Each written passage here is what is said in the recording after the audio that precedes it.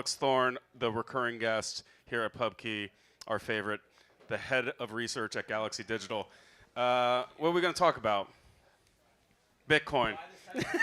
Stock market. This time's different. This time's different. Those are the worst words in all of markets, by the way. Oh, I know. But I think they might be true. All right. Hold on.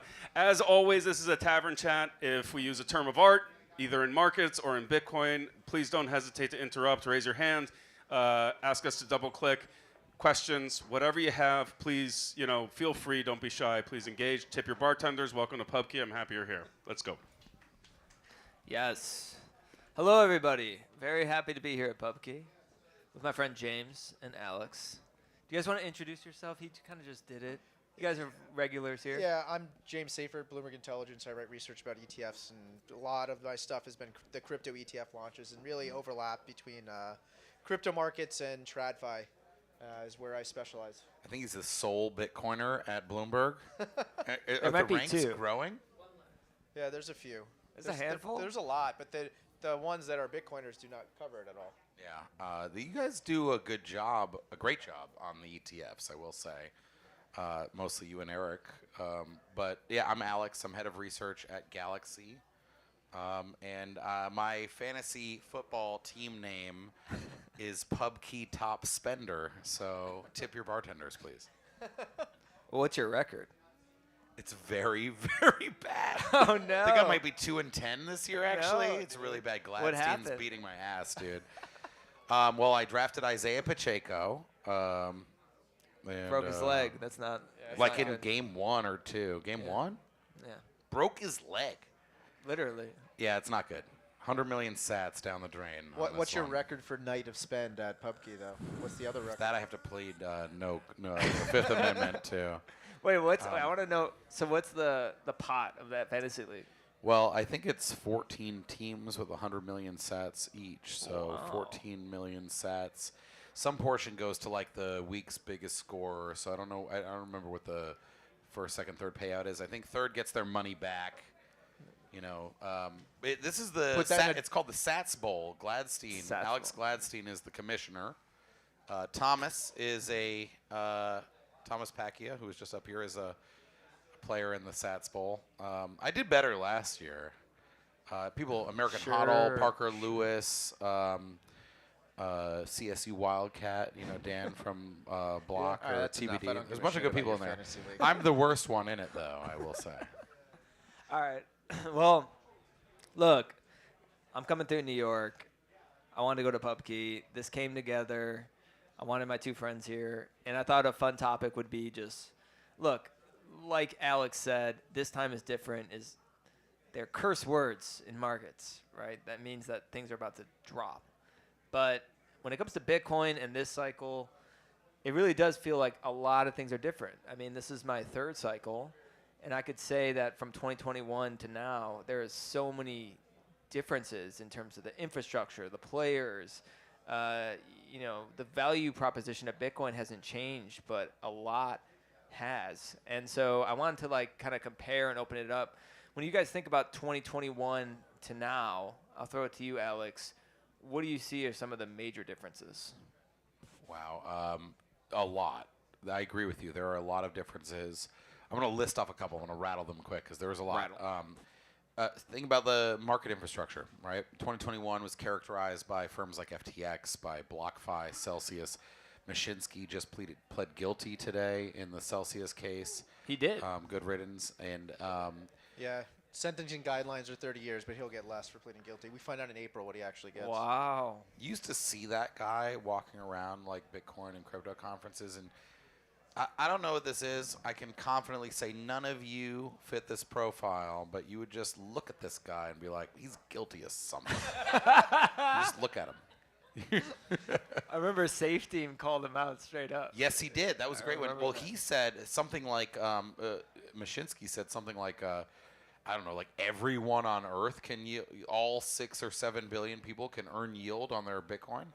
Yeah. Safety's like, where does the yield come from? Someone's got to be paying that yield. No, so the market infrastructure dramatically different, right? Think about like the last year characterized by firms like Fidelity, Invesco, BlackRock, versus FTX, BlockFi, Celsius, Genesis, all of those firms gone. I think the big thing now, I mean, the elephant in the room, or the obvious thing, is the political situation, right? The regulatory political situation. It was already wild enough. If we had done this panel 6 months ago, we'd be talking about how shocked we were that a political presidential candidate was openly embracing Bitcoin and digital assets. I mean, just to be clear, there's many great quotes from President-elect Trump's speech, a great speech in Nashville that stand out, but he said that he wanted America to be the Bitcoin superpower of the universe, and he wanted it to be the crypto capital of the world. I mean, I can't really think of more bullish language, and I think that's a that's a stark difference than the Biden administration. The Harris campaign tried to they moved a little bit in the direction. Yeah, they tried to pivot A little bit. A little bit. They said Not digital enough. assets. Not enough. No, it didn't work. But I mean, for the first time, you had Bitcoin as a major national political issue. Obviously, we know the outcome of the election. We know the Treasury Secretary loves crypto. He has great quotes that I think you and Natalie have both posted. Yeah. And many others, obviously, around him, Vivek and Elon and the Trump children. Howard and Lutnick. Yeah. And Paul Atkins, the supposed reported nominee for the SEC.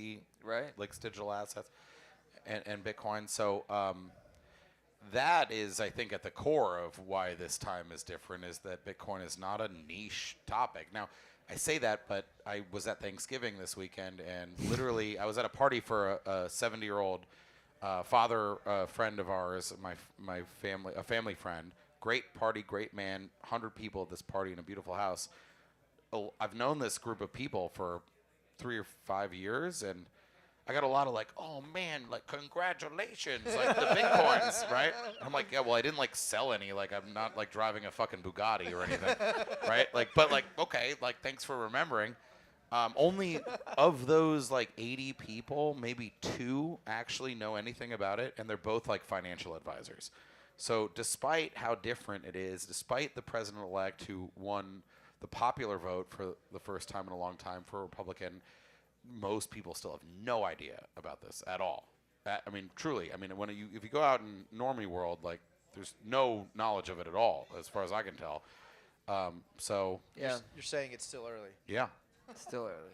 Yeah, I got some of that too. Congratulations on your Bitcoin. So, about XRP. And I was like, you got to be fucking kidding me. yeah. I got a lot. Like, I get a bunch of XRP questions. What too. is going on? I don't understand. Like, it comes out of nowhere from 2018. If you look at the chart against Bitcoin on XRP, it's down 90% since 2018. the whole time.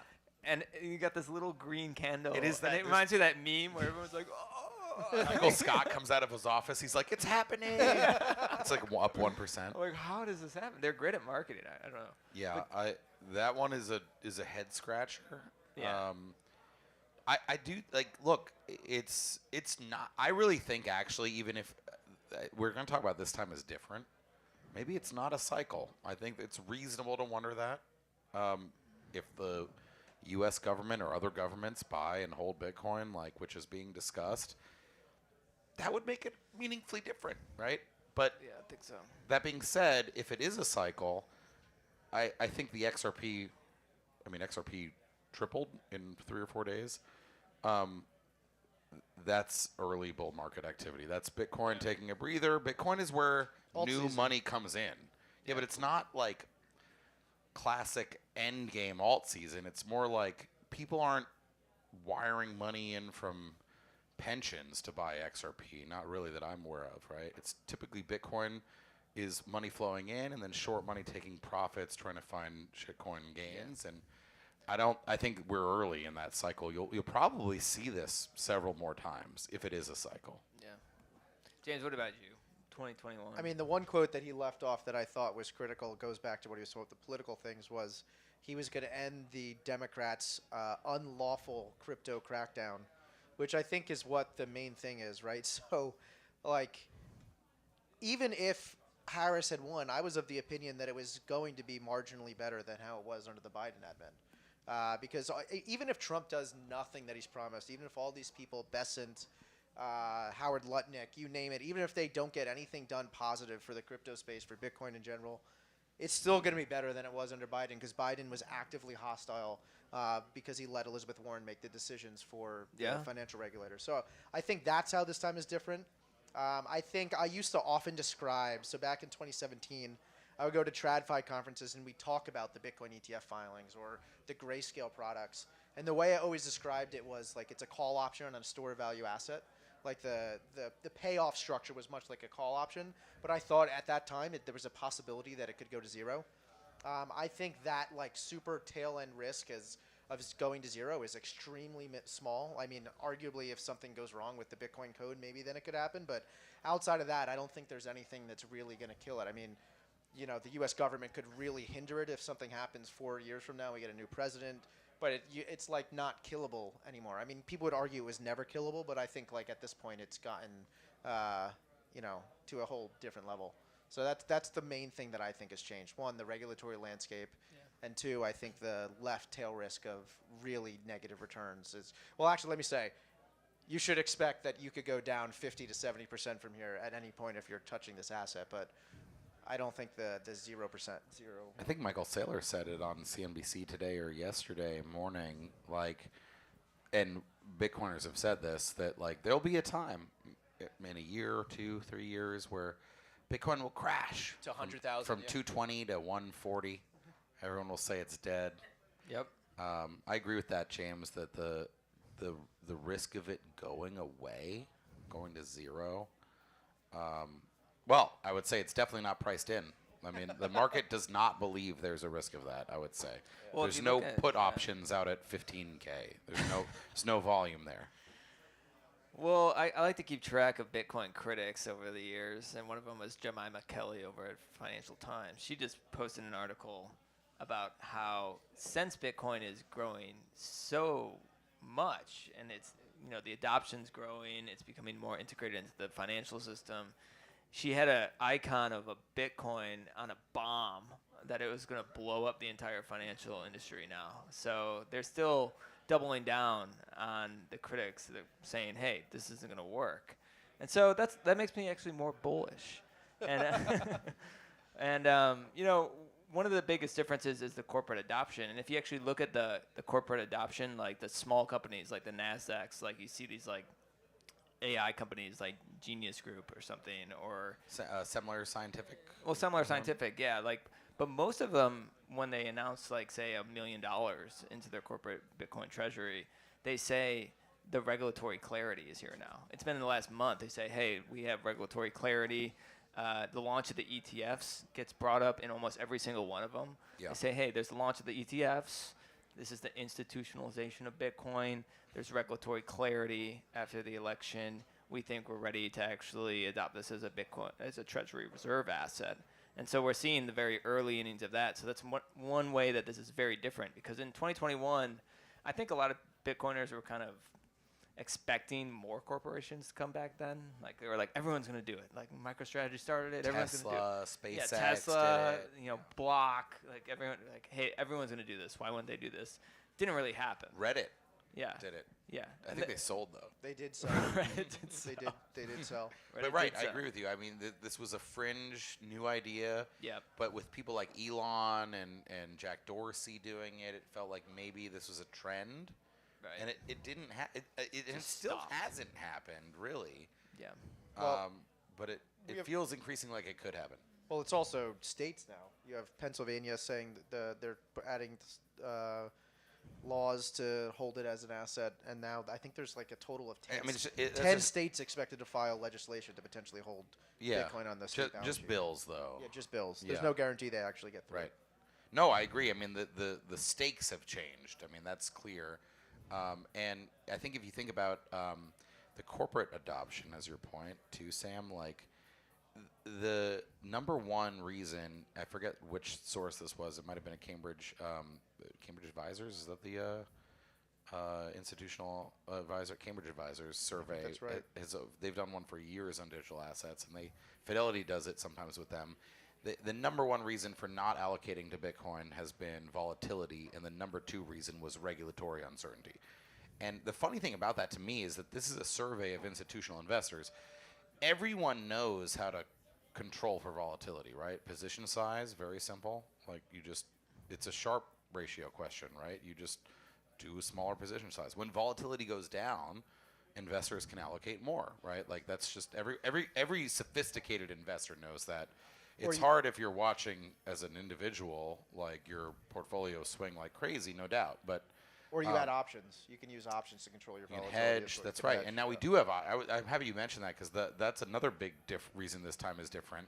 It's not just options on the ETFs as sort of an oblique thing. It's like there is no options market for Bitcoin in the United States for retail, right? There's CME options. By the way, very thinly traded market. SIBO just launched a bunch. SIBO just launched them. So everyone had to do it offshore, right? It was Deribit and or OTC, or which is also Binance, not open to retail though. Yeah. 44% of equity options are traded by retail, and retail cannot use options really. There's a robust OTC market. There's offshore Deribit and Binance, and there used to be LedgerX. It's not here anymore really, and SIBO and CME, I mean, I know CME, I don't know. SIBO did just launch, I don't know. But CME is basically institutional only also. So for the average investor, by the way, who loves on Robinhood and other fintech apps options, right? Like, that's a very different situation, right? I mean, you see, if you go on Wall Street Bets, you see things of people trading MSTR calls, NVIDIA calls, Tesla calls, Well, right? love leverage. Yeah, it is, but I just mean that was not even possible for Bitcoin the last time. Definitely. That brings a level of attention to the asset as well. Just Well, it's the accessibility too, right? The different ways to play it. If there's options available, institutions use it as a hedging tool, right?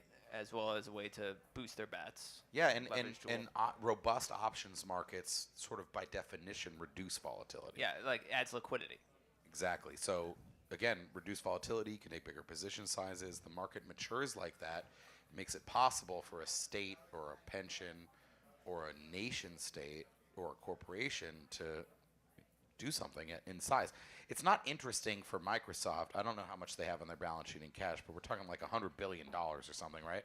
Something insane. A lot. Putting a $2 million investment in Bitcoin, it frankly doesn't even matter, right? Or like states. It would matter to Bitcoin. Yeah, it would matter to Bitcoin. Yeah, it would. That's true for them. But like state of Wisconsin Investment Board, right? SWIB, they bought the Bitcoin ETFs. They bought like 0.3% of their total allocation. Right. And you got to remember that one of the reasons they could do that is because unlike most other pensions, they have a surplus. So like most pensions don't have enough money to cover their liabilities, whereas the Wisconsin's pension fund had enough of a surplus where they felt comfortable they could take a little more risk than a lot of other pensions in this country are going to be able to do. Which makes sense why they're doing a smart decision like that. That's because they've actually does. managed their money well. Yeah, and that's a good point. That's a great point. And they also, the result of it is they have an actual investment portfolio they can manage like thoughtful investors as opposed to like desperate, pensioners. They can get away with something doing like a risky bet like Bitcoin because their track record shows. I think they're overfunded, right? They have like 103% or something, where most pensions are underfunded because they bought too many bonds. They're But underwater. like as the market deepens in liquidity and the volatility comes down, the Sharpe ratio improves, right? In general, like it's a risk-adjusted metric, right? So, and if you look, like theoretically, if volatility is coming down, you should be rewarded with less return because you're taking on less That's risk. right. Yeah, That's right. But also, it makes you be able to put in more money, right? And so to me, like that 0.3% can become 1 or 2% over time as these, whether it's options or other market maturity events, which are happening. Schwab said they're going to be doing Bitcoin stuff Schwab now. did say Dude, Spot- by the Spot way, Bitcoin. can we just say, like, he said he was embarrassed that he wasn't. Yeah. that was an incredible quote. I was like, what? I mean, Abby Johnson at Fidelity, this is like Schwab and Fidelity are top tier competitors with each other for brokerage, retail brokerage. 1 and 2. Right? And like Abby Johnson was into this in 2015. So like That was an epic quote. You got to hand it to the guy. He said he was embarrassed that he didn't But that's own how he it or do should it feel. sooner. So I mean, he probably gets it, right? How can you look You at should an be asset embarrassed. that's You up should from? be I mean, I don't know when it was. Abby did 2015, so Bitcoin price is like $400, two to $500, right? Like it goes from $500 to $100,000. Like Yeah. you should be embarrassed. Yeah, if Aren't you an investment professional? Whether or not there were risks, maybe criminals used it, maybe the volatility was too high, maybe the regulatory profile was too uncertain. But isn't it your job to find like a 200 bagger? Isn't that your job? He should feel that way. If he came out and said like, "Well, we're thinking about dipping our toes in here," I would have been like, "He still doesn't get it." But if he comes out and says, "I'm so embarrassed that we didn't do this like in 2015, like Abby," yeah, I also like totally disagree with the idea of volatility as a measure of risk. I mean, Bitcoin's volatility, obviously, as we know, speaking to the choir, it goes up. Everyone loves volatility when it's going up. The only real risks when you used to think about when you're investing in capital is capital destruction or capital impairment, where you actually lose the capital, or if you're not outperforming the rate of monetary inflation, right? If you're investing in things that don't outpace the rate of monetary inflation, or you lost money, you lost your keys, you literally capital impairment. Those are the two risks you should think about. Volatility in itself shouldn't be considered a measure of risk. I don't understand that. It actually does matter. So if you're taking out a certain amount of money every month or something along those lines, the volatility actually does matter, because if you're going up and down and you pull out when you're in a 50% drawdown because you need to draw money from something like a pension fund, like a retirement. yeah, exactly. Those type of people, it matters for 95% of other investors. What you said is definitely correct. That's true. That's a good point. And so like let's talk about Yeah.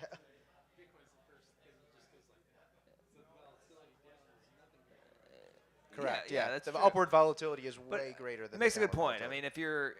if you're on a fixed income as a retiree, Or you're a pension fund. or you're a pension fund, you got to think about these things. But so we talked about the options. James, you're the ETF expert. One of the biggest differences between 2021 in 2021, Gary Gensler was still dragging his feet, not approving the ETFs. I don't think he was sued yet by Grayscale at that point. And so now we had the approval of the ETFs. They've been the best performing ETFs of all time. I think it's safe to say that now. Yeah, not even close. Not Yeah, even yeah, close? Not even remotely close. And so that's a big difference between the two. We just had options I approved. love that. Not even remotely close. This is Bloomberg's ETF expert right here, by the way. Yeah. We just had like options approved, and I came across this article in the Financial Times talking about even like different types of ETFs related to Bitcoin, like with like covered call strategies and like limited downside risk. Can you just talk about like where this is going even from here? Because it's already been a great success, but it sounds like this ETF environment around Bitcoin is going to even expand. Yeah, so like farther. you talked about how adding options really adds liquidity. It's like I kind of like to think about options as like if you think about like an ETF or an investment thesis or investment product, like the sun is at the center and all these other things around the outside that can add to the liquidity, add to the growth and strength of the market. And options is one of those things because one, people can hedge. They can generate income on that asset if they want to with selling calls to the upside. They can obviously buy puts. They can do all these complex things with it. And also like banks, like one of the things that banks make the most money on are structured products. They guarantee you this. Your upside is capped to say 15% on the S&P 500, and we'll cover your any downside loss to 20% or something like that. And they earn a lot of premium on that. That's how they earn a lot of their revenue. And one of the fastest growing areas in the ETF market in the U.S.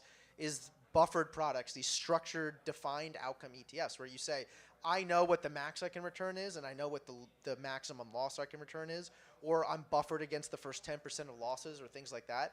And there's already been a ton of filings out there for 100% downside protection on Bitcoin ETFs. And those So just you're guaranteed not to lose money. You cap your upside. But correct. How does yes. that work? So you like, make money because it's so volatile. The more volatile is, it's a similar thing to the MicroStrategy. Why there's a lot of value in the converts because there's the vega in those options markets. So you're not guaranteed the return because it has to go up for you to get that return still. But you can basically hedge your complete downside. But the benefit here is one, all those options launched, and one of the things they launched with is like the smallest limit on your position than you can possibly have, 25,000 contracts. So like you have all these ETFs launched. They are only allowed 25,000 contracts, which is a real little. And then you have all these other ETF issuers that want to launch those types of products you're talking about, covered call, defined outcome, buffer, you name it, whatever you were trying to do. But if they run into those position limits, like the ETFs are screwed. But then you have CBOE launching their options contracts that are cash settled as well. You have some from the CME. And then also it's expected that the SEC, CFTC, and OCC, the Options Clearing Corp, are going to increase those limits. So basically all these guys are filing these ETFs now, one, because all these other options have come out, and two, they're expecting that limit to be increased so they won't hit those limits when they open these ETFs. So expect like spaghetti cannon to be thrown at the wall to be seen what sticks. Like it's good. There's going to be a ton of shit thrown at the wall. Is that limiting? Are there any of these live yet right now? These No. Okay. So 75 days from like 2 weeks ago, so 3 months. Soonest that could happen. Yeah. Do you think it's going to be a similar? I mean, I remember you and Eric called it the Kentucky Derby. You think it's like a first mover advantage, like who gets first? Maybe these things, or no, not really, because these things are sold, not necessarily bought in a way. So like most of the Bitcoin ETFs, like it's people going out looking for it. A lot of ETFs, that's the way they work.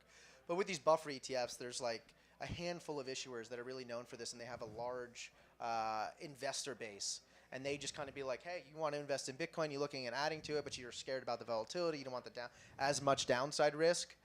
We have this product for you, and then they sell it to you. it's like Bitcoin with training wheels. It's exactly what it is, 100%. Yeah. I don't want it. I want it. I want raw Bitcoin. I mean, saying you want the upside but you can't handle the downside really is training you're- wheels you're for kind Bitcoin. of- It's funny. I Pretty mean, much.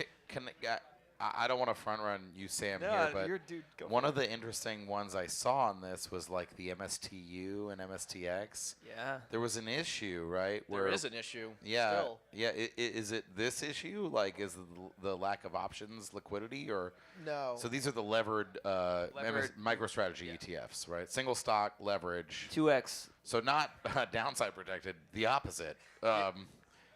Levered, yeah. Yeah, so the way that the ETF rule works is they set up this. We've had leverage ETFs, and there was like a duopoly between ProShares and Direction because they let two ETFs get this exemptive relief to launch leverage ETFs, and then stopped letting anyone else do it. So there was this duopoly that was allowed between ProShares and Direction. This is just a little background. And they came out with this new rule about like what you can and can't do in a leverage wrapper, and they set up like a VAR risk, so a value at risk limit. And basically, you're not going to be able to get over 2x anything. And even if you do have something, you might not be able to get 2x because it's too volatile. So the first MicroStrategy 2x ETF was actually 1.75 because they wanted to be first. Because you were talking about first to market. They wanted to be first to market. And then we had another issuer come out like a couple weeks later because the VAR calculations had gone down enough that they could launch a 2x version. Then the first one that was 1.7 launched also changed theirs to 2x. So now we have two 2x ones with billions of dollars in them because MicroStrategy has gone crazy.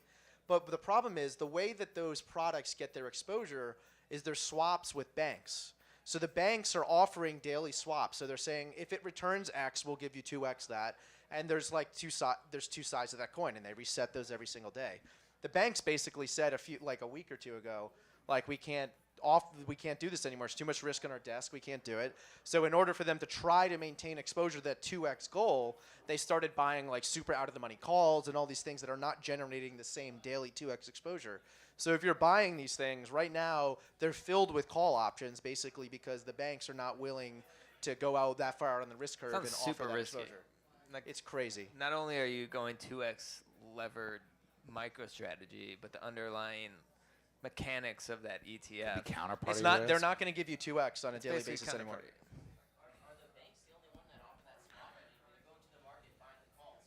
They're probably hedging them. So why don't they just go to whoever's selling them calls to make the same swap? Are the banks not the only ones offering the calls? Why don't they just go? The swaps. Why don't they just go to the call sellers? Well, so when I Directly. first saw all the massive buying and some of them I thought that what was happening was it was the dealers at the banks basically hedging with those call options. Like that's what I thought was happening.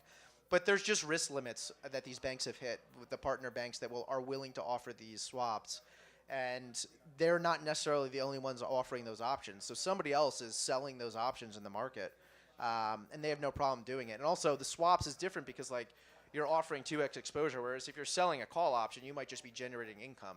So it's like it's not it's what you're saying kind of makes sense, but it's just like that's not the way they're set up to handle these things, and the banks are just like enough is enough, and we'll still offer you swaps, but there's a limit to how much we can do on a daily basis. They basically got too big for MicroStrategy. The volume's just been The bonkers. volume, the volatility, all of it's been crazy. Yeah. Does MicroStrategy care about this, by the way, or is this totally, orthogonal to what Sailor is doing? You were just with Sailor, so why don't you tell I it? was He just tried with to get Sailor to come here tonight. And I he did try failed, to so get you're- Sailor. He's the so Sailor bailed. Yeah, he had a dinner. He was never going to come, but He had a dinner. Yeah, maybe.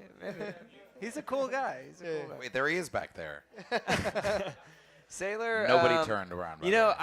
I will say he doesn't care, but at the same time, when you look at his Cantor conference slides, in his refinery analogy, he says, he includes those as like a form of petroleum, right? That you have, if you want to get even more levered MicroStrategy, you can get it. So I think he expects more of those products to happen. He definitely accepts them, right? He accepts them as just like more liquidity. I've heard him talk about how, first of all, he has a great, one of my 3 favorite words I've heard that actually is shorthand for me understanding his strategy. Volatility is vitality, right? He views it Right. as a form of life. And he is right. It's a huge reason you mentioned, James, why he can issue these converts is the volatility. He doesn't seem to mind people shorting it, double levering He it. doesn't mind it at all. He likes it. He likes it. Yeah. That's the He thing. wants it. He embraces the volatility, and I think he did a brilliant job on Natalie's podcast explaining this, where he has raw Bitcoin that has a vol of like 60, and he's like, but a lot of people don't want to do that. It's like if I wanted to, have my, niece plug in a hairdryer on like a crazy volt, whatever, and just electrocute herself, that's not going to do well. I got to tone it down to like a 12 volt. And so like that's what these institutional investors want. They want like just toned down Bitcoin. And he's like, I'm going to give it to him. So I created an engine in MicroStrategy where I'm going to take the fire, the volatility Bitcoin, and I'm going to tone it down and transform it into different products. And so he's not stopping at fixed income. He's going to go to preferred stocks. He's going to do all different kinds of things. And he's even talking about convertibles in a ton of different ways than what we're seeing now. And so you're going to see him become this Bitcoin bank where he's going to just create these. It's financial engineering. He said, I'm not a trader, I'm an engineer. And instead of being an MIT aeronautical engineer, he's a financial engineer now, and he's going to just pump out these things. I was going to say he is a rocket scientist trained at MIT. Is this systems engineer, right? I think is this Bitcoin DeFi? What he's doing? It's not DeFi, obviously, but I'm saying like, isn't this? Well, this is a big difference between 2021 and 2024, because if you want to go degen, I mean, you might as well just go into a 2x MSTR, which is actually have a Bitcoin it's underlying Bitcoin, than some kind of random shitcoin, right? And seems like if you look at I posted this chart of Bitcoin versus the top 100 market cap of the altcoin market or something, and it's since 2023, it's just completely separated, right? Bitcoin's just crushed all the other altcoins. And I mean, we can talk about Ethereum the same way, since they moved to proof of stake, same thing. And so that's a huge difference between 2021, because in 2021 you had the stereotypical bull market I mean, of Jimmy Fallon was holding up his bored ape on his TV yeah, show. you had Paris Hilton. a was on there. rock selling for $3 million. I mean, it was absolutely A ridiculous. picture of a rock, Picture not of even a real rock. Yeah, picture of a Oh, rock. yeah. I mean, I like Yeah. gemstones. You yeah. had the altcoins typical. They're coming beta. back. But this is a little different. Like, it seems like Bitcoin separated itself, and now if you wanted to go even more degen, you're going to go into these like levered Bitcoin investment vehicles via MicroStrategy. There are options. There will not- be other lever vehicles and other. Sorry, I meant crypto products. lowercase options, Yeah. not tradable options. But yeah, there are new Bitcoin-denominated products. Do you think that? What if there is? But this might be derailing a little bit. But the Bitcoin Layer 2 thing that's happening, if a DeFi, I don't know, that's adopted, which is a big question if it will emerge. if it comes about, I think one of the key things that would be required is a true trustless bridge to like an L2 that has it. But if there was a way to do Ethereum style DeFi on Bitcoin, do you think that might eat into the demand for MSTR, right? If there was leverage Bitcoin on chain or that type of stuff. I don't know if it would eat into it because I don't know, those DeFi products, like, what's the long-term investment thesis to actually hold What it if you could get a 2x levered Bitcoin exposure? just with no counterparty risk and it's just smart contract? Let's say it was no counterparty risk. I mean, to be clear, that doesn't exist yet, but that is the goal of several of these teams, right? I mean, maybe that's like I have a question. I have it for you, Sam, or either of you.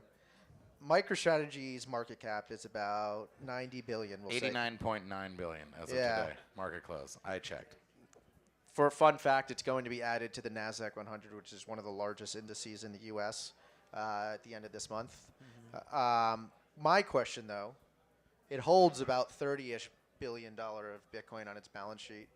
Do you think the $90 billion market capitalization is justified?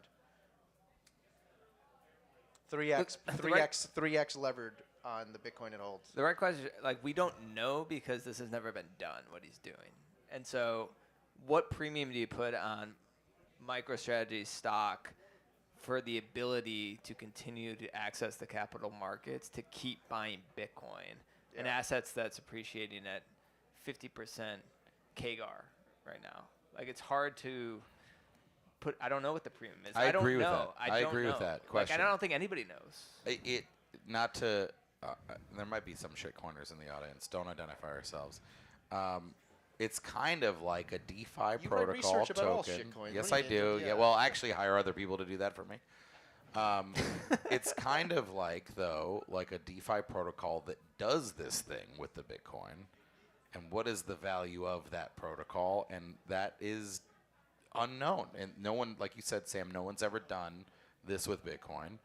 What is the value of the financial management, the investment acumen, the access to the... And we've seen there are smaller companies, right? Metaplanet, Semler Scientific, others that are expressly following this strategy, but they're much smaller. So they don't have the access. They don't, even if they do have the access, it's at such a smaller scale, it's really not comparable. I mean, to be clear, nothing is comparable to what MicroStrategy is doing. Liquidity. I mean, they were literally the top traded Yeah. stock. It's one of their bonds are among the biggest converts of the last month, like in the whole of markets. And MSTR is the best performing stock of the year, globally, basically. Better than NVIDIA. It's better than NVIDIA by almost double on a risk-adjusted basis. I ran this like yesterday. The Sharpe ratio is almost double NVIDIA. They're convertible bonds. Despite how volatile it is. Outperform Bitcoin. That's what I'm saying. So it is unknown, but you really are buying a vehicle that does this with Bitcoin. You're not buying the Bitcoin. You're buying the vehicle that does this with Bitcoin. Michael Saylor says, like, hey, my strategy is the most replicable, right? Like, you can't replicate NVIDIA's strategy. But you can't just like show up and like but go to I a don't know if that's foundry even and make necessarily chips. true because, like, yes, you can do what he's doing, but you can't replicate what MicroStrategy's done, and I don't think anybody's going to catch them.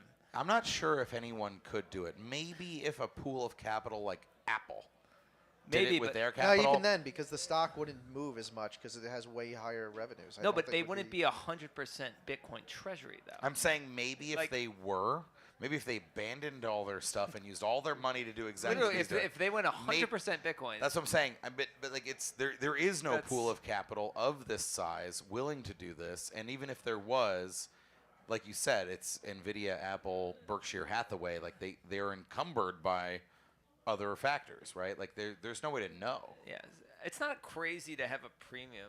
This is where I wonder. I just don't know what the premium is, because I don't think it's right to look at it just the book value of the Bitcoin and be like, oh, Agreed. it's 3 times value, because you have to like look at the future.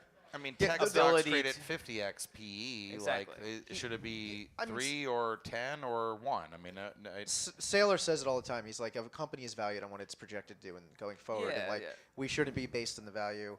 And I think that's like, if like anyone who I talk to says it should be traded to book value or maybe in a discount, I'm like, no, there's some forward-looking things that they can do. The way you can access the market, I would argue, deserves some sort of a premium. but I just feel like this 3x level seems a little insane. There's to me. also seems to But be. I don't touch it. You could not pay me to short it. But Well, there's also like, there's a little bit of speculative fervor around it right It's now for insane. sure. Oh, Like, there's no doubt the about 2x it. Like, ETFs definitely help that like, too. yeah, I mean, there's no doubt about it, but Correct. If you're a Bitcoin holder, you love this.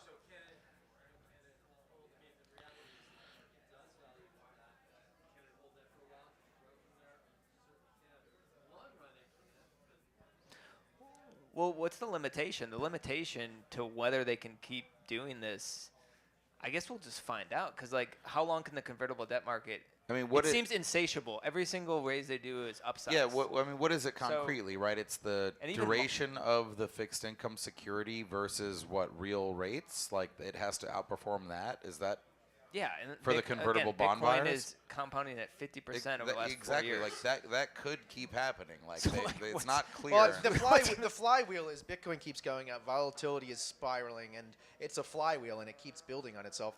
Once that flywheel stops, though, is when you have to be But it worried did as a stop. MicroStrategy holder. It did stop, and he was levered. He had that loan from Silvergate, which he'll never do again. Yeah, and they. he'll never do it but again. I mean, like there He's was. safe now. I remember in early 23, everyone was wondering, oh, he's got this. He's gonna It get was like liquidated. $500 million cash loan on his Bitcoin from Silvergate, or 22 maybe it was. What's his liquidation price? Everyone was worried. Oh my God, right? I don't think they're borrowing on their Bitcoin at all now. So it's purely a matter of whether they can pay off the converts, right? Is the leverage. And even then, even if Bitcoin But goes he's- down a ton, you can sell it and get rid of it off. Exactly, and he's done the durations out on sort of Bitcoin timescales, right? 4 years, Very far out. right? So like, I mean, you could buy Bitcoin at any point in its history, hold it for 4 years, and make money. That is a fact. Now it's only a 15-year history. There's no doubt. I mean, but you know, Past over- performance not indicative correct. of future. Things could change, but Yeah. You had a question.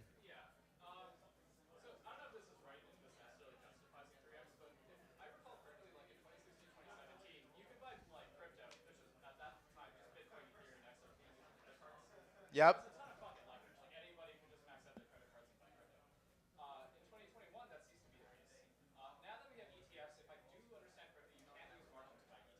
You can.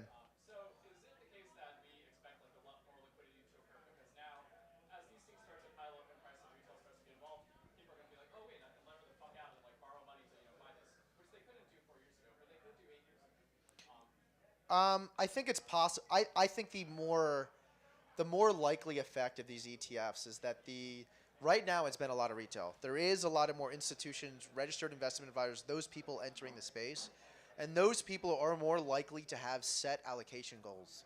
Like they're not, I'm dumping $10,000 into Bitcoin right now and I'm going to see where it goes. It's more like I'm taking this investment portfolio and I'm putting 3% or 5% of the assets into this. And if it runs up, I rebalance on an annual basis. So if it goes to 10% of my portfolio, I'm rebalancing back down to 5% or 3%. And that I think will count over the long term. I'm not right now things are building up. People are getting their positions. I think over the long term, that will have the opposite effect of what you're saying. So possibly what you're saying could happen.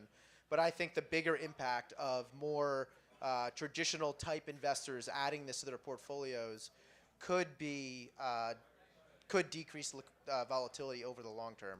But that's potentially years down the line. you we're not there are yet. right though. The rebalancing, if we have more institutional style investment, dampens volatility. Yeah. Yeah. Yeah, and You want to ask another one, or did you want to answer? well, no, I just think leverage existed before too. It was like 100x, and there was Yeah, you go to I mean, it was BitMEX wild and- back yeah, then. yeah, Like yeah. it was. It's true, but it was outside. I don't think people are gonna stop leverage, which is why I don't think the cycles are ending. I think we're gonna see people over leverage again. They're gonna get way too excited. It's gonna be the same thing, but it's gonna be a much higher price level. and hopefully you don't have fraud this time. Wait, this time is not different? Is that what you're saying? No, people will definitely use leverage. They will Yeah. definitely do it. There's still cycles, but I think the way that this is different is I believe that this cycle is going to be long. I think the 4-year cycle, I think this is going to be a longer cycle because of the change in the investor base, because this is different in terms of the regulatory environment. I think we're going to see this cycle maybe longer. and we're not going to see as much volatility on the downside because of the rebalancing that we see, as well as just the sophistication of the investor base. I mean, they're going to understand what they own more, not panic sell. Yeah, I mean, the only reason we're not over 100K right now, I mean, there's been tons of buying the ETFs. It's been long-term whales and holders that are selling. Like, the only reason price is down is because there's been way more sellers from these wallets. I that have will say tons of money. we did a lot of work on this, and it's, at least based on on-chain data, this is sellers that created their UTXOs in Bitcoin terminology that, in simple terminology, bought their coins between like 50 and 72, we think. Yeah. So it is technically, like if you look at Glassnode or these other providers, the long-term holder methodology is a statistical methodology. So- It pivots around 155 days of holdership. Is that a word? And it looks like it's the youngest of those 155 So it days. may be the or more. people- But they are whale wallets, are they not? I saw it was like It- usually wallets that had. Well, I or is mean- that being skewed? No, I don't by think so. changes? I don't think so. I think it's you know, you can look on my Twitter feed. I have a whole thing about this. But and by the way, James Check, phenomenal analyst on this, one of our He is. favorites. I He's think the all of our best. favorites on Yeah, this. James Um, is great. No, I think if you look at, you can look at the UTXO set, the coins on Bitcoin, all coins. Recall when you send a coin on the Bitcoin network, you actually destroy the coin and create a new coin. That's the unspent transaction output. That's the coins, are coins that haven't yet been spent.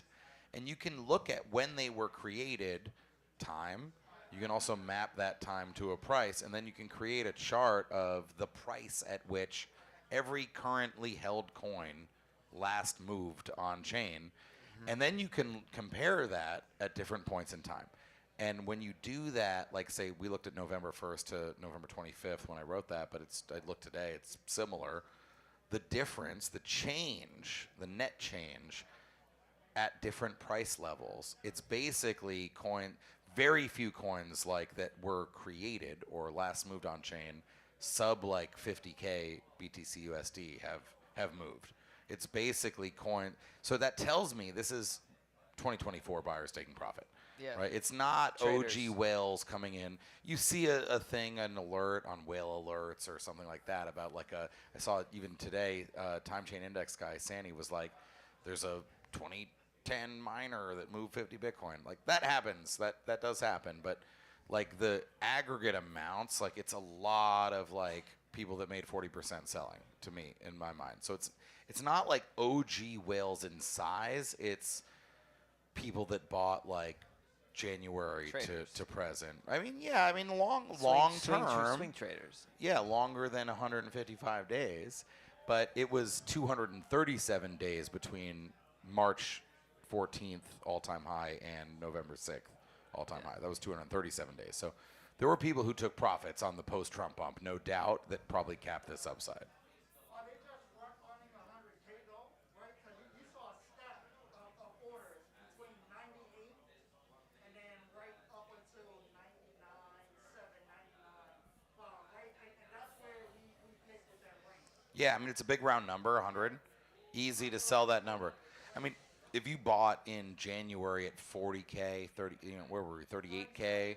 Yeah, like, or even March at literally 69K, 73,880, which I think was the March all-time high. Like, 99 is a massive gain on the year. If you're an investment professional, you literally just like do that trade and go home. You do that trade November 6th and go home for the day. Yeah, you can rebalance on price levels too. It doesn't just have to be like an annual thing. And there's definitely, like most people will tell you, like if you're trading these things or you've been involved in the space, take profits along the way, because that's how you end up like going insane if you don't. Yeah, So, there's a phrase like buying is technical, but selling is art.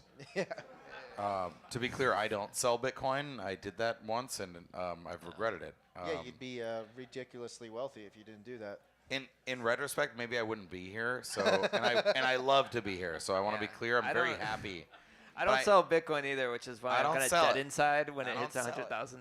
Yeah, it's but- like the but- volatility. It's just- It's sort of easy to see like entries, and if you're a trader, and that's my contention with that data is that this is traders. This isn't. yeah. And by the way, if you look at that same data, you can see enormous amounts of net adds of UTXOs created like above 90K. A lot of that is MicroStrategy. Like they're buying and moving coins into cold storage a ton, right? With billions of dollars Literally billions above of dollars. 90K. I think you just are meant to look. James Check again. Shout out to James. Big fan of James. He covers this well. I think a lot of long-term Bitcoin holders don't believe that people sell. They do sell. If you look at prior all-time highs, 2017 may be the most iconic. An enormous number of old coins sold at 20K and created that top, right? And then they buy the bottoms. Yeah, and they do, but it's harder to identify them because we don't know where the money comes from. We can Right. see the coin days being destroyed. If you know this metric, I recommend it. A good way to aggregate, look at the age of coins that are moving on chain. We can see that. It's hard to see where the money comes from. They do buy bottoms, though. We know this, but Yeah. I think it's you'd be remiss to think that everyone is hodling to Valhalla, right? I don't think that's. It's the quote of the night. I think you might want Hodling to. to Valhalla. I'm not recommending anything, but Blasphemy. yeah, but if you look at historical data, there are major times when coins move in mass from very old periods in Bitcoin's history that coincide with major market tops. That isn't what's happening now, and that's what I want to make clear. It's not that old holders aren't selling. It's that it's not an en masse move. It's not the people. It's not, thousands of coins that have been held for 10, 12, 15 years coming online, Or even blocking 3, 4 years even. And that's why I'm pretty confident we're going to be, even 3 and 4 years, agreed. It's not, as far as I can tell, that's not what the data shows, which is what tells me like 100K is a barrier. It's not a immovable wall.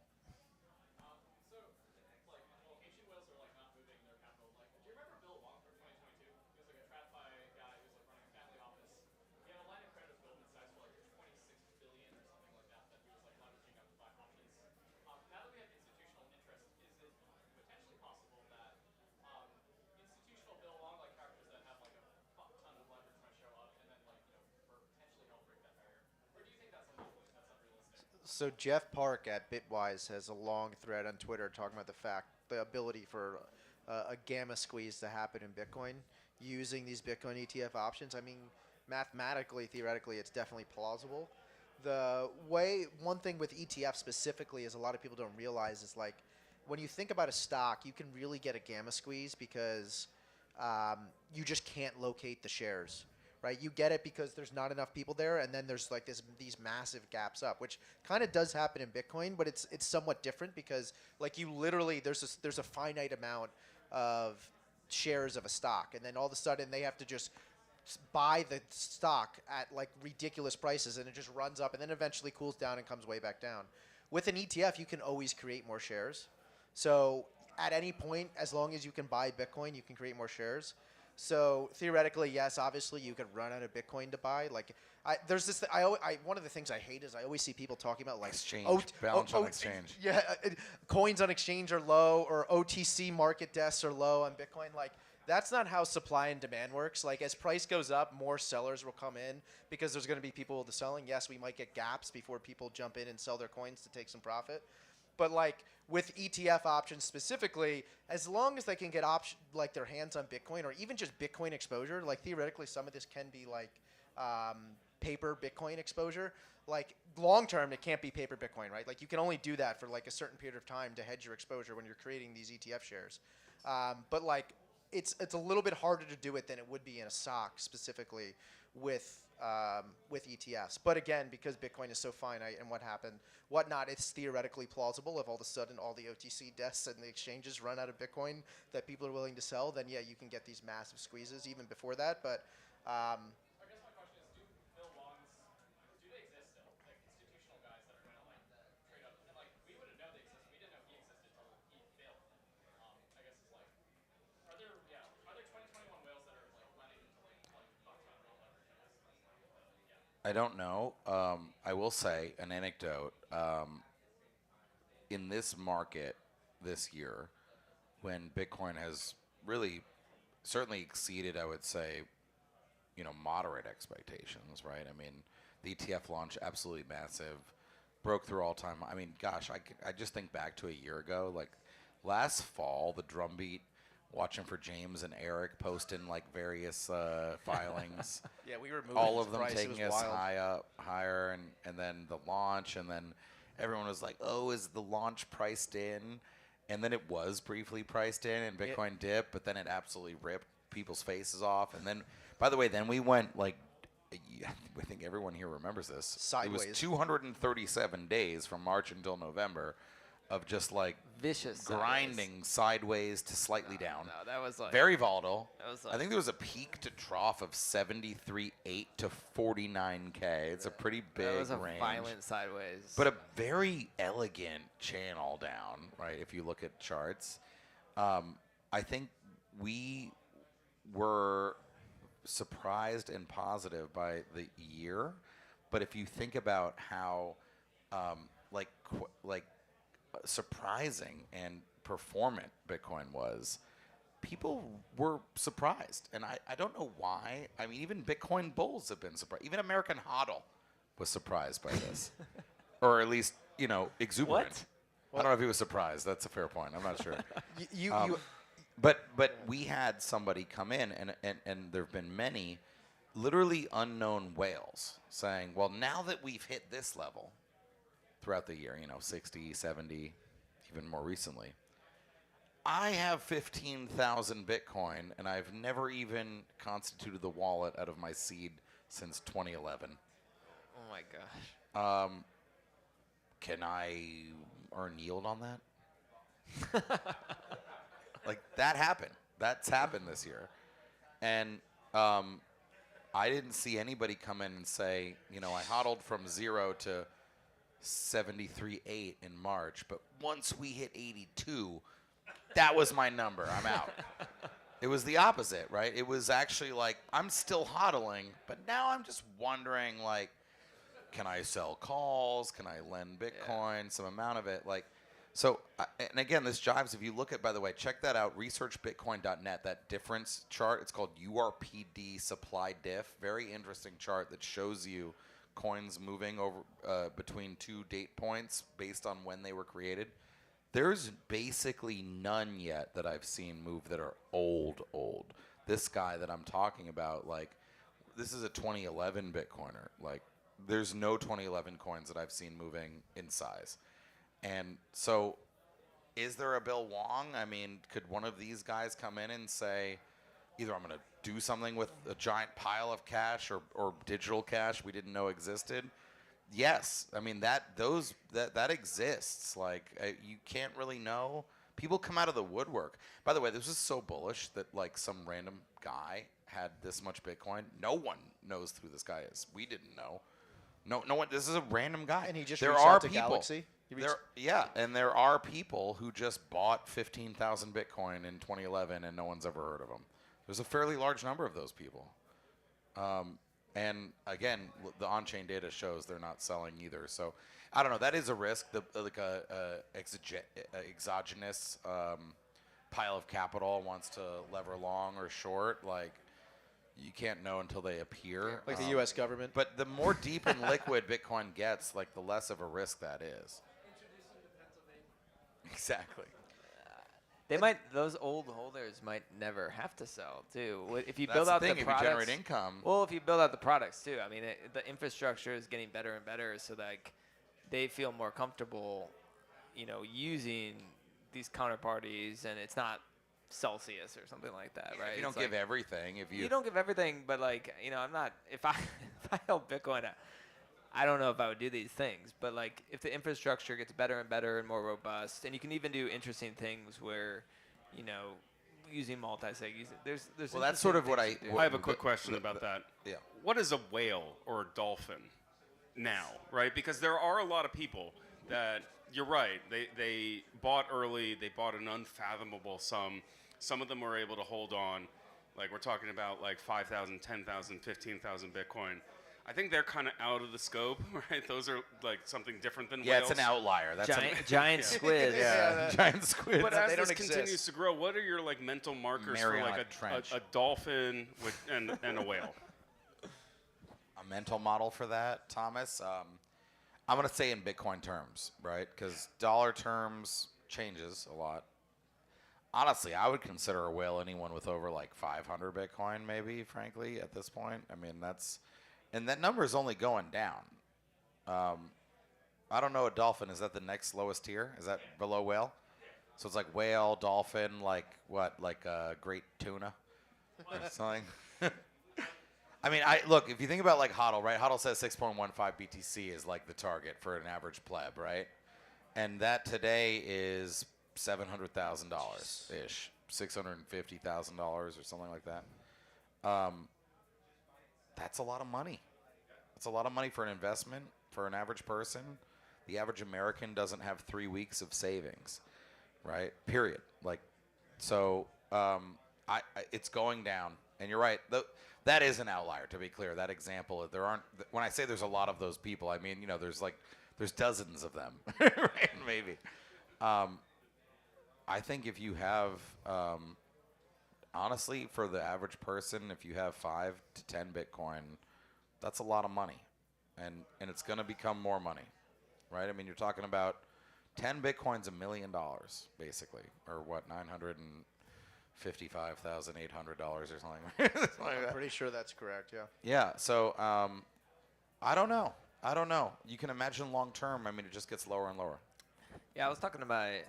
I mean, you could pull up Saylor's model, Bitcoin 2024, plug in your own assumptions, but his model is base case 13 million, bull case 49 Which million. is what, 2035? Is that 2045? So 21 years. 21 years. And I have some family members that I've finally convinced to stack Bitcoin over the years, and they have like maybe less than one, but like decent amount at this point. And I'm like, hey, this is the projections of Saylor.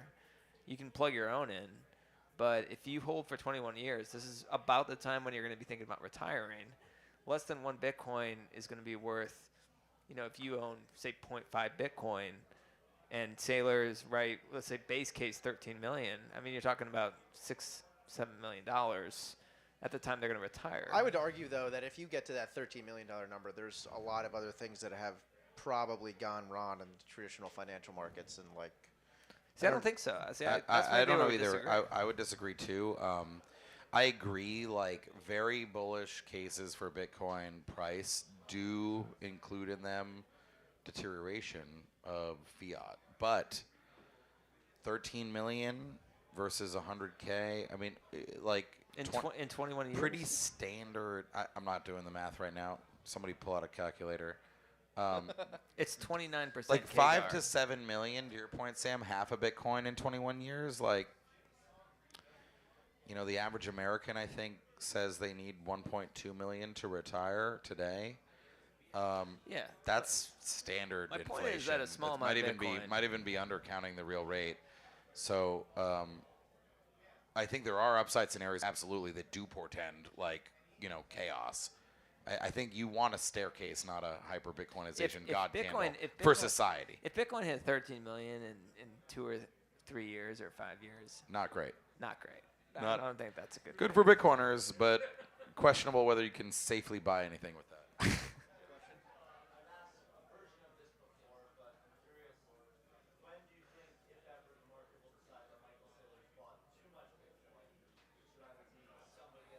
Such a good question. Sam? Wait, so you're saying if Saylor ever buys too much Bitcoin? Yeah, and would it negatively impact Bitcoin?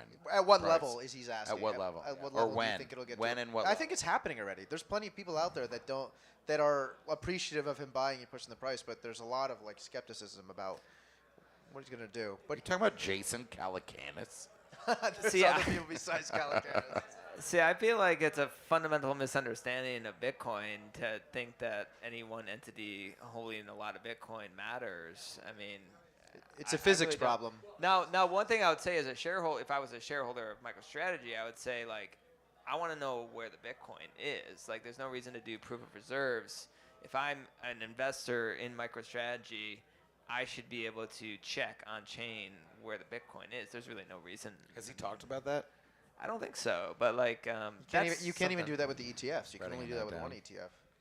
Well, Yeah. Bitwise, Bitwise is the only one you can do it with. but you can't do it. Yeah, they're just doxing addresses, which Yeah. counts for something, though. Now, I don't know if there's trade-offs from like a security standpoint. There is. or, That's like- why BlackRock and others, I've talked to them, they don't want to do it because they don't want to get like dusted. And I just other want to be things. clear. There was a great piece of legislation introduced in the U.S. Senate called the Proof Act, which Who's behind that? does make quite clear that it can be done in a private and secure way. Dear Robbie Mitchnick and Abigail Johnson, please look into that.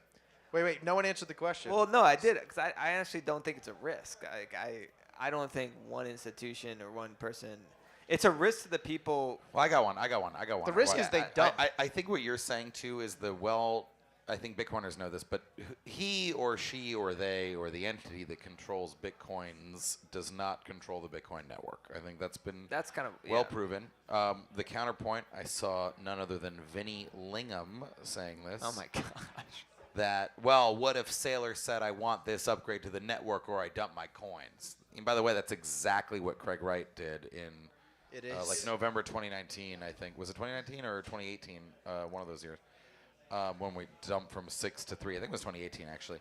I don't think there's a risk of that with There are Michael. fork wars, yeah. But what if I did see, Sam, a story, I assume the story was true. I didn't check myself the cap table, but that there was a risk disclosure that MicroStrategy made that with one of their latest offerings, Saylor's voting power actually That went is true. below 50%. So is there not a risk, let's say in the unfortunate event of his death or some kind of activism, that a board might say, you know what, you're out and let's take profit. Let's sell some Bitcoin. Is that a risk? Like, couldn't that become a risk over time? I guess. Let's say it's 100 years I from guess now. the risk to the price of Bitcoin. Yeah, it's a risk to the price, not to Bitcoin itself. Is That's when right. It comes out. Yeah. Yeah, that's right. Well, Put that on my gravestone. Buy the dip. Etch it. Engrave it right into the stone. well, I believe Saylor too. I mean, like, I know a little bit, and like I could tell you, he's like a hardcore Bitcoiner. Yeah. And like he, I don't think there's any risk that Saylor is going to sell. I think it's very interesting to think about what MicroStrategy is going to be as a company in 5 to 10 years. He's talking about a Bitcoin bank, Bitcoin development company. I think you're going to see an entire industry.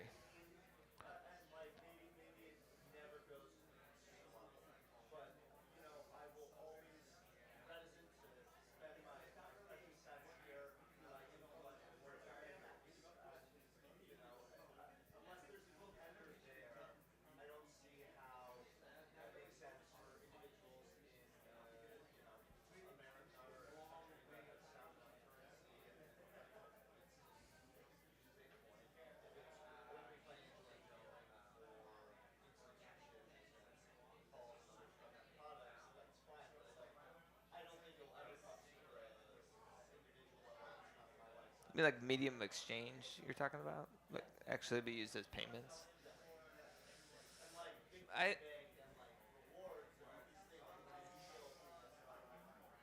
I think, I don't know, I think over a long enough time period, think about like Bitcoin's adoption cycle is it's a store of value, and then as its price appreciates, it becomes a greater percentage of the individual's net worth.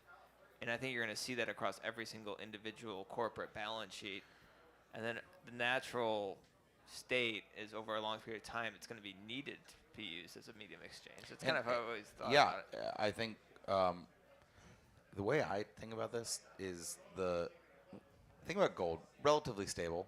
I mean, you know what they say, like an ounce of gold or house cost. Can buy you a suit for. Yeah, like, but it could, like, 500 years ago, and it does today, right? Inflation makes the dollar cost of the suit, in your example, go up, but the appreciation of gold goes up. It's a relatively stable asset in the scheme of things.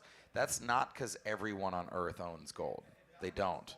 It's because everyone on Earth knows about gold. They've decided, the capital has decided what they think about gold. So Bitcoin doesn't need to be used by everyone as a medium of exchange to achieve more stability. Everyone, it needs to no longer be in an adoption cycle. That doesn't mean everyone adopts it. It means everyone has decided what they think about it, right? They know about it. It gets some longevity, and when that happens, it's frankly inevitable that MicroStrategy or anybody else uses it for something. Now, MicroStrategy as a Bitcoin bank could merely like invest in companies with Bitcoin, and the rates and the expected ROI or DPI of those investments might be different than if it was depreciating fiat today. The rate at which they deploy it might be different because they're not trying to get the cash out the door as fast as possible to avoid the depreciation of the dollar, right? Like they could use it. Like when they reach my point is when it reaches a steady state, whatever that is, they're sitting on a giant pile of capital. And it's the most pristine capital. And like, I even know a lot of Bitcoin startups today that have ideas, and they're like, we just need a lot of Bitcoin capital to put these ideas to work. You know what I mean? Like they're like, we just need a pool of capital to put on whatever idea we're having, whether it's like a lightning startup or whatever it is. And like, think about MicroStrategy sitting on this giant pile of Bitcoin. Like, that's why they call themselves inevitable they're a going to do Bitcoin something. development company. Yeah, they're Like, going to do something. they've already with branded. it. Like, I think you're going to see them lean into that. But right now, we're in this like S curve. You know, it's just they're focused on acquiring the Bitcoin right now. That's like where they should be focused on. We've got to wrap in a minute, but do you think I saw some chatter about this today on the X.com app? Great app, by the way. Check it out. I don't have a phone. I have an X device. Probably 95% of my phone usage is X. Should sats be renamed Bitcoins? And I ask this because not literally, like I'm not literally saying that, but like I saw a bunch of altcoin accounts saying that normies aren't going to buy Bitcoin. It's too expensive. I think that's a huge That's reason why real. XRP And is now, going crazy. I was going to say that is something you say during an altcoin moment. It's the unit bias. Yeah, It's it's a something unit you bias. say during an altcoin moment, but is it real? Like, should, like, you know, like, I mean, $100,000 is a lot of money. I literally, 90% of the time, You don't think a random sats- person asks me whether they should buy Bitcoin. They're like, isn't it too expensive? And I'm like, that's not how it works. So you think it should be bits? I kind of like Are we bits. back Well, I into like what is bits 100 sats, I think, maybe, or 1,000 sats. This is I how forget. things aren't different. We're talking about bits. And That is the same. I still think this is right, though. Like, I think you're right. Unibias is real. I think It is XRP real. being 80 I think cents. that's why XRP. That's why I have I can tell you family all- members reaching out about XRP. They're like, I mean, they're not. There was this coin, YFI, a DeFi coin. It had a very low supply, and so it was like $20,000 a coin, like in 2020. And like nobody wanted to buy that thing. It was too expensive. So like even in it probably shitcoin really was land- too expensive. That's Yeah, it did go down, so it was expensive. But I mean, even in DeFi land, like even among this is not something normies would ever even hear about. Even the DeFi degenerates were like, that seems pretty expensive.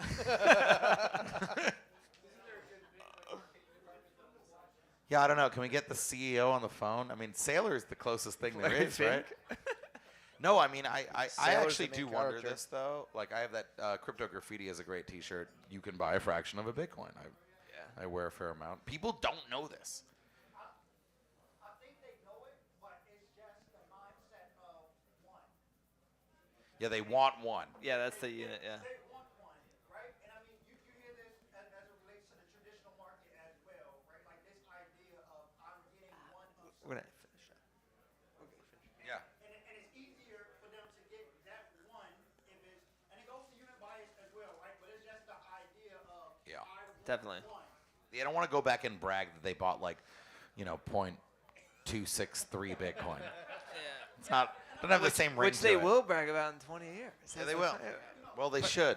I think we have to do our work. I mean, I actually don't think they know that, but I agree they do want one, and that seems expensive. Like, I mean, but it's a combination of not only wanting one, but then the ROI component as well, right? Because I know a person, they were ready to buy 2 Bitcoin when it was 49, but in their mind, it's like, well, I can still buy this other thing, and it was XRP, and it will more than double if the court case goes right and all these things. And now I'm getting text messages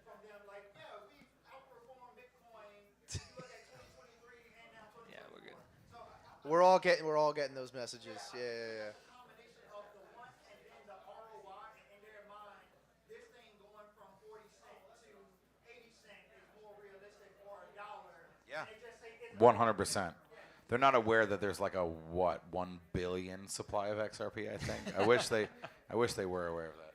Well, I think we're probably ready to wrap up. Like, I appreciate you guys so much for chatting, and yeah, I think we broke down why this time might be different.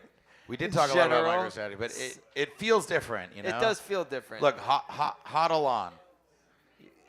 right, 150 to 225 by EOI 2025 is, I think, a conservative prediction. I believe that. that's your prediction. Plus 50K to a 2x, basically. I think it's totally reasonable. I'm not predicting it will happen, but I won't be surprised if it does.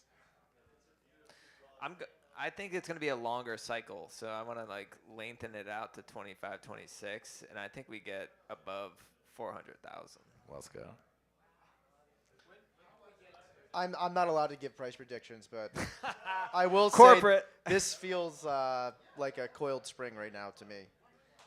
When are we going to have enough corporations or states or governments buying more than 900 a day? Like next month. It could be right now. It is right now. It's right now, but they're not announced, so you can't add them up. Yeah. Could be right now. There is a major retail aggregator that buys the block reward every day and has for over a year. So I'll throw that out there. But that is it. That is it, Bob. Thanks, everybody. Appreciate it. Thanks, guys.